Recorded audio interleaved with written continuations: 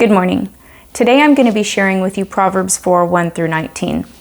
It's another word of wisdom from King Solomon, who asked God for wisdom to lead his people. And God liked Solomon's request because it was not selfish, so he granted him with that. However, Solomon did use his wisdom for some selfish things in life.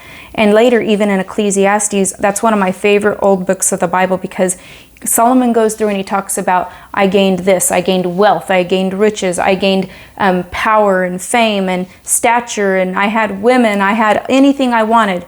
But it's all senseless. It's all meaningless without God. And so I've always liked Ecclesiastes. So Solomon is coming back and saying, as I've gotten older, I'm looking back and realizing that I didn't use wisdom for the right things. And so he's pleading with the reader to really retain wisdom, to learn it, to gain it, to appreciate it. Proverbs 4. Listen, my sons, to a father's instruction. Pay attention and gain understanding. I give you sound learning, so do not forsake my teaching. When I was a boy in my father's house, still tender and only child of my mother, he taught me and said, lay hold of my words with all of your heart. Keep my commands, and you will live. Get wisdom, get understanding. Do not forget my words or swerve from them. Do not forsake wisdom, and she will protect you. Love her, and she will watch over you. Wisdom is supreme, therefore get wisdom. Though it cost all you have, get understanding. Esteem her, and she will exalt you.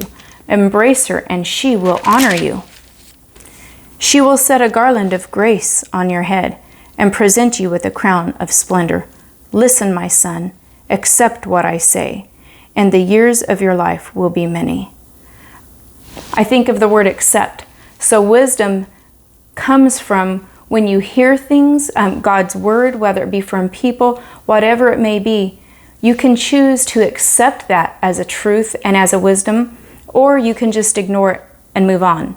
And that would be considered foolish, according to Proverbs.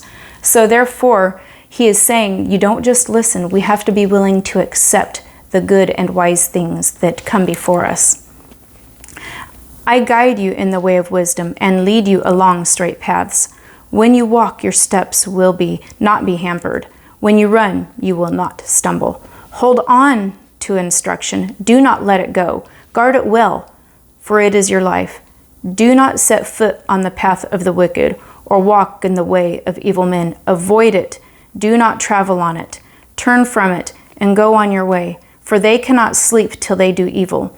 They are robbed of slumber till they make someone fall. They eat the bread of wickedness and drink the wine of violence. The path of the righteous is like the first gleam of dawn, shining ever brighter till the full light of day.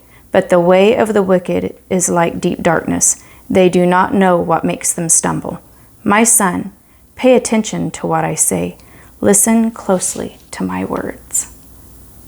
And I think of some of the patriarchs from our church that have passed on, and some of the wise words that I have in my heart from them, and even wise words from people I've loved, like my grandparents. I wish I could go back and thank them for so many things they have done in my life for me, things they've taught me through words of wisdom, and just the way they lived.